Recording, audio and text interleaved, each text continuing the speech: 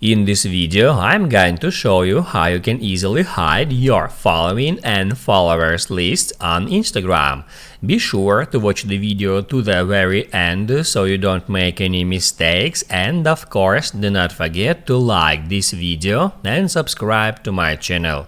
So let's begin, and first off, open up Instagram app and then go to your profile. And if you got a professional account on Instagram, first of all you need to switch it to personal account, because you can hide your following and followers list just on personal accounts.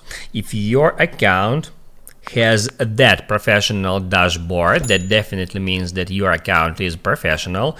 So you need to hit at 3 lines, then settings, then scroll down and tap at account, then scroll down again and then just tap at switch account time and then hit on switch to personal account.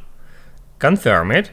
And once you did that, you will be able to head over to the next step. So when your profile is public, anyone can tap where it says following or followers in that way to see your followers and following. If you want to hide that information from strangers, you need to go to menu, then hit add settings, then privacy, and towards the top of the screen you can easily find that option which is called private account, and all you have to do is just hit at the button next to it to make your account private.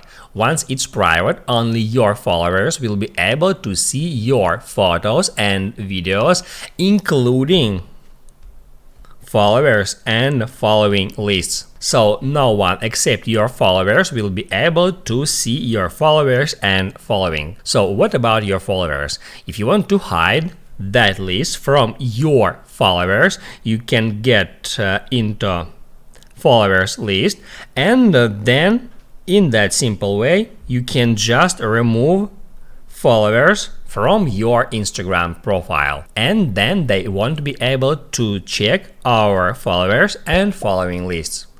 Now you can write down in the comments below if you have any questions about that tutorial, and also I recommend you to check out my Instagram tutorials playlist, which you can easily find in the description. Hit the like button if you liked that video, and see you in the next one.